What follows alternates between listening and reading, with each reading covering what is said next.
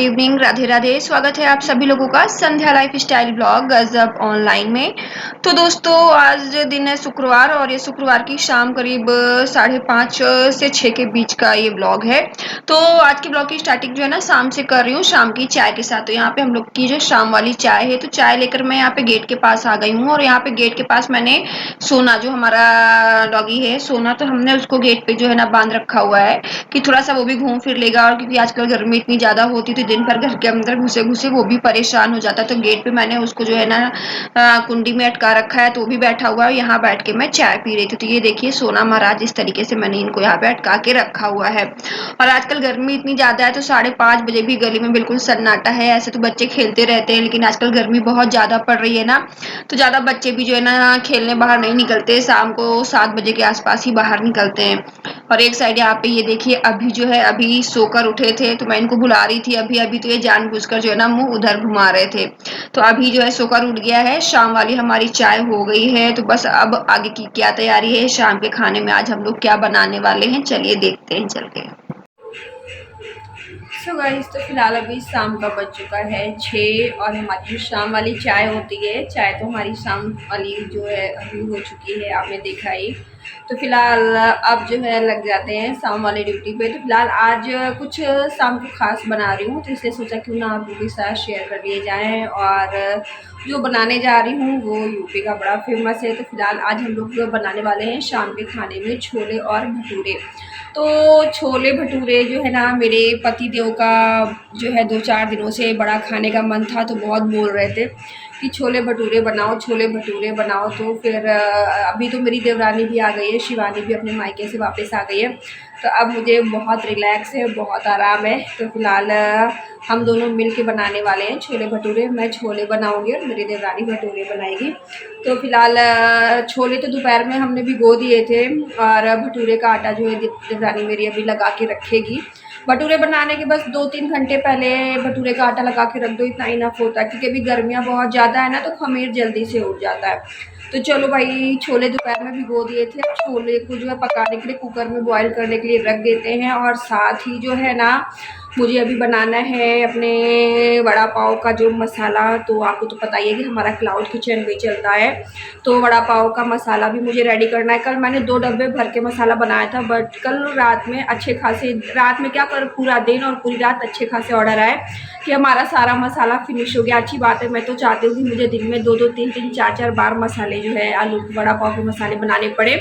और कल का मैं आपको रिव्यू बताऊँ, कल का जो रिव्यू था, मतलब जो वड़ा पाव का जो मतलब कस्टमर फीडबैक देते हैं ना, कल के बहुत अच्छे थे। मतलब किसी ने 4 पॉइंट दिया, और वड़ा पाव को तो मेरे हमेशा ही पूरे फुल 5 पॉइंट मिलते हैं। तो जैसा कि मैंने बताया कि हम लोग जो है, मैं घर पे अपने गज़ब वड़ा पाव नाम से क्लाउड किचन भी चलाती हूँ, जिसको हमने जोमेटो और स्विगी से जो है ना, जोमेटो और स्विगी से जो है हमने पूरा कनेक्ट कर रखा है। हाँ जी, तो आपको बताती हूँ कि कल हमारे साथ क्या हुआ।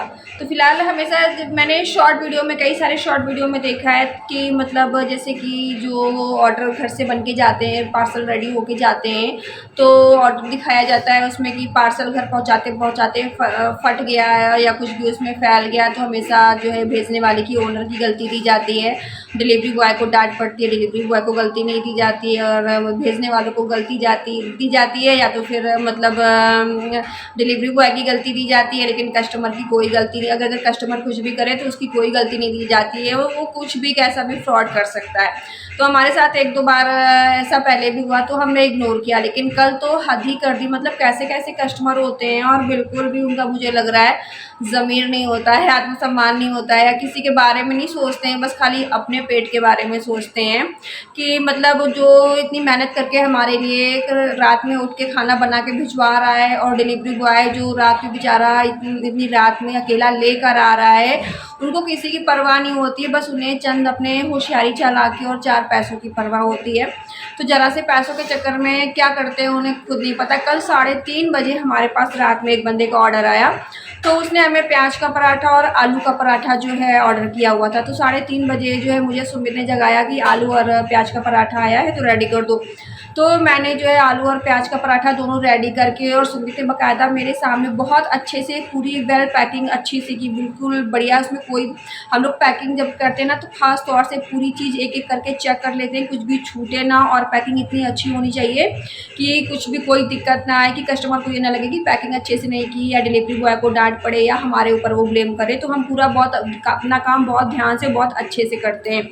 तो जब वो कल जो है ना, फिर जब हमने पार्सल पूरा अच्छे से रेडी कर लिया और गेट पे डिलीवरी बॉय आ गया था, उनको दिया, तो फिर भैया ने भी पूछा कि मैडम ये सारे आलू का पराठा है, प्याज का पराठा है और विद दही, ये सारा आपने चेक करके रखा है ना? मैंने कहा सब कुछ प्रॉपर अच्छे से रखा है चेक करके।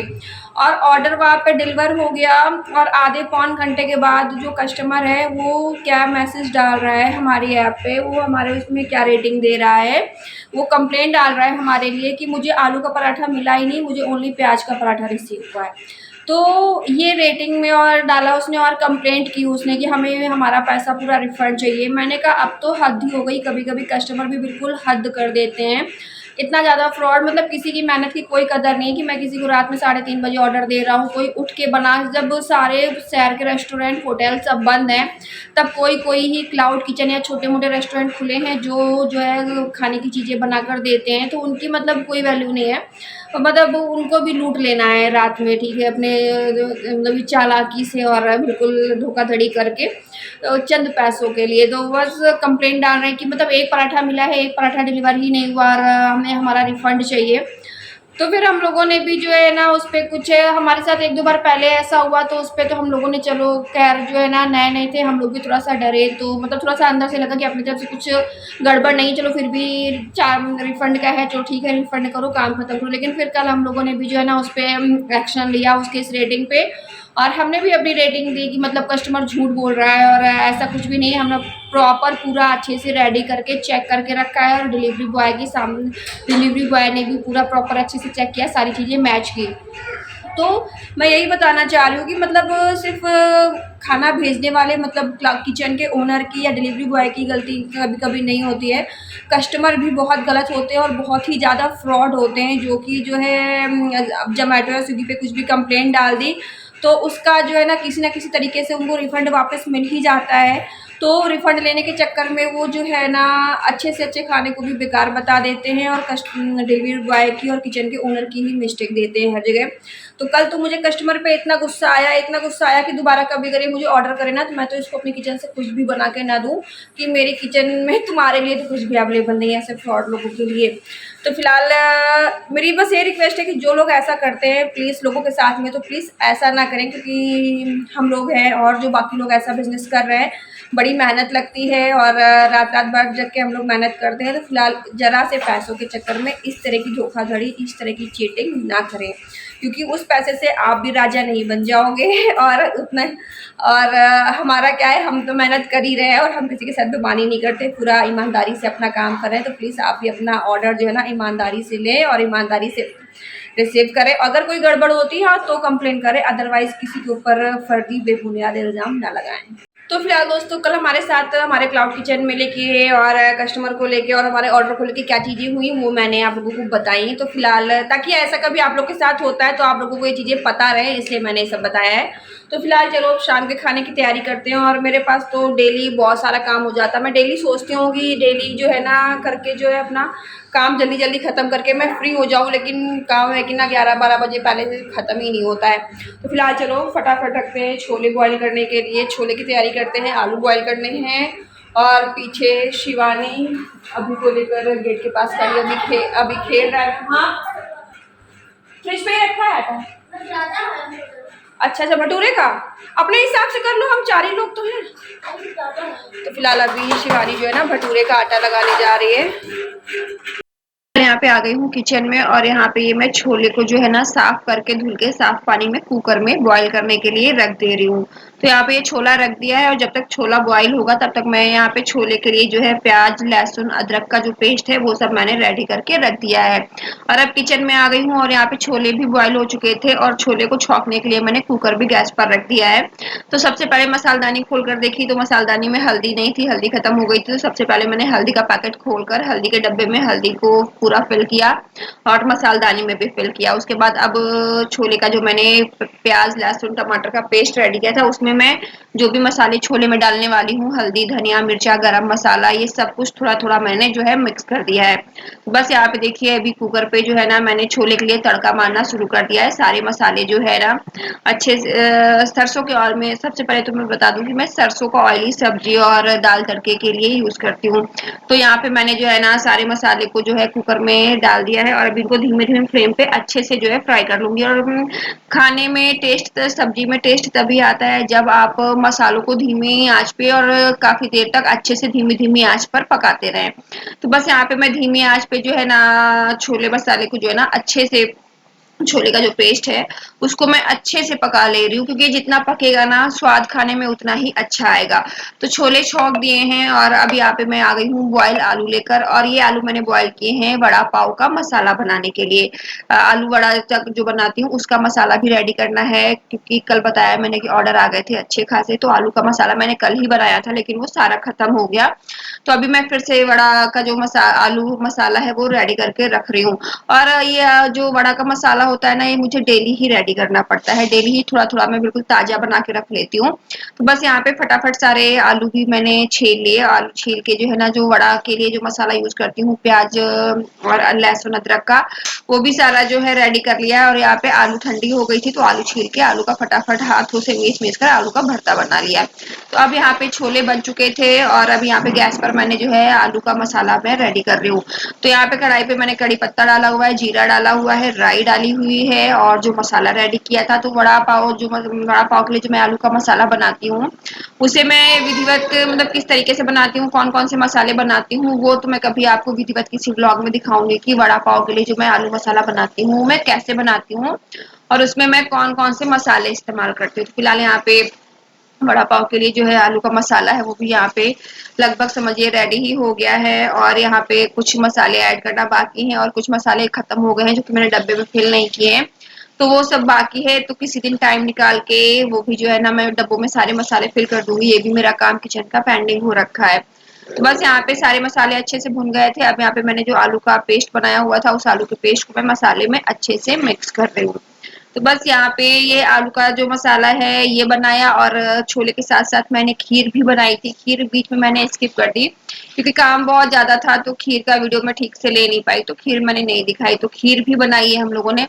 तो बस आज छोले भटूरे खाने का मन हुआ, तो छोले भटूरे तो चौहान साहब की पसंद से बने हैं और खीर जो है वो मेरी देवरानी जी जो शिवानी है उनकी पसंद से बनी है। उनका खीर खाने का बड़ा मन था तो मैंने कहा चलो ठीक है छोले भटूरे और खीर आज सब कुछ बना लेते हैं, आज पूरी घर पे जो है ना दावत ही कर लेते हैं हम लोग। सो गाइस फिलहाल बज चुका है रात का 10 और खाना पीना सब कुछ बन चुका है। तो आज फिलहाल हम देवरानी जेठानी ने मिलके घर में कर ली है बढ़िया छोले भटूरे वाली दावत। तो आप लोग भी सोच रहे हो कि आज हम लोगों ने इतना सारा पकवान छोले भटूरे खीर इतने सारे आइटम हम लोगों ने बना डाले, क्या कोई खुशखबरी है, कोई खुश अच्छी बात है क्या, या कुछ हम लोग सेलिब्रेट कर रहे हैं? तो ऐसा कुछ नहीं है, बस हम लोगों का छोले भटूरे खाने का मन था तो हम लोगों ने छोले भटूरे बना लिए और खीर खाने का मन शिवानी का था तो मैंने खीर बना दी। तो फिलहाल पूरा खाना रेडी है और अब शिवानी जो है गर्मा गर्म भटूरे निकाल रही है, तो बस गर्मा गर्म भटूरे निकलेंगे उसके साथ ही हम लोग का खाना शुरू हो जाएगा। चलो फिलहाल दिखाती हूँ कितना टेस्टी और ऑसम खाना बनाया आज हम लोगों ने। तो ये रहे छोले, गर्मा गर्म छोले, और फ्रिज में लगा दिए हैं हम लोगों ने खीर ताकि खीर ठंडी हो जाए। इस वाले फ्रिज में है, कहाँ है, अच्छा हमारे घर में 2 फ्रिज हैं तो हम भूल जाते हैं कौन से फ्रिज में रखा है। इस वाले फ्रिज में रखा हुआ है। तो ये यहाँ पे हम लोगों ने लगा रखी है खीर ठंडी होने के लिए। यहाँ पर शिवानी यहाँ पे बना रही है भटूरे। तो बस यहाँ पे सारा खाना रेडी है और सुमित और निशु खाने के लिए भी बैठ गए हैं। तो बस यहाँ पे भटूरे की कमी है, बस भटूरे बन जाए तो बस फटाफट निशु और सुमित खाना भी शुरू कर देंगे। तो बस यहाँ पे पूरा खाना रेडी हो चुका था और खाना बहुत टेस्टी बना था। छोले भी बहुत अच्छे बने थे और छोले से तो कहीं ज्यादा अच्छे बने थे भटूरे।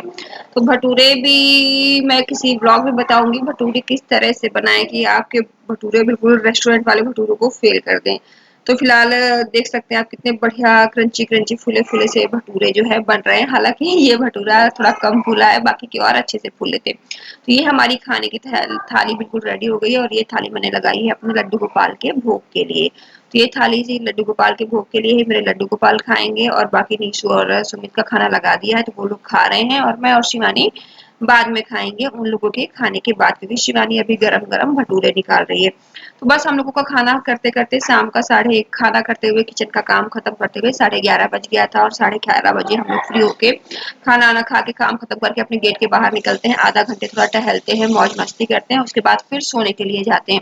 तो 11:30 बज गया था, हम लोग यहाँ बाहर टहल रहे थे, शिवानी भी वॉक कर रही थी, मैं भी वॉक के लिए निकली थी, अभी बैट बॉल खेल रहा था। तो बस कुछ इसी तरीके से था आज फ्राइडे का हमारा शाम का ब्लॉग और हमारा शाम का रूटीन की हमने क्यों बना डाले आज मैंने देवरानी जेठानी ने मिलके इतने सारे घर में आइटम, क्या बात है। तो बस दोस्तों चलिए अब ये आज का ब्लॉग जो है ना आज की रात के साथ यहीं पे स्टॉप करती हूँ। तो जो लोग मेरे चैनल पे फर्स्ट टाइम विजिट कर रहे हैं प्लीज चैनल को सब्सक्राइब कर लीजिएगा। चलिए फिर मिलती हूँ आपसे एक और नए कंटेंट के साथ, तब तक के लिए स्वस्थ रहिए, मस्त रहिए, tata bye bye, Radhe Radhe जी।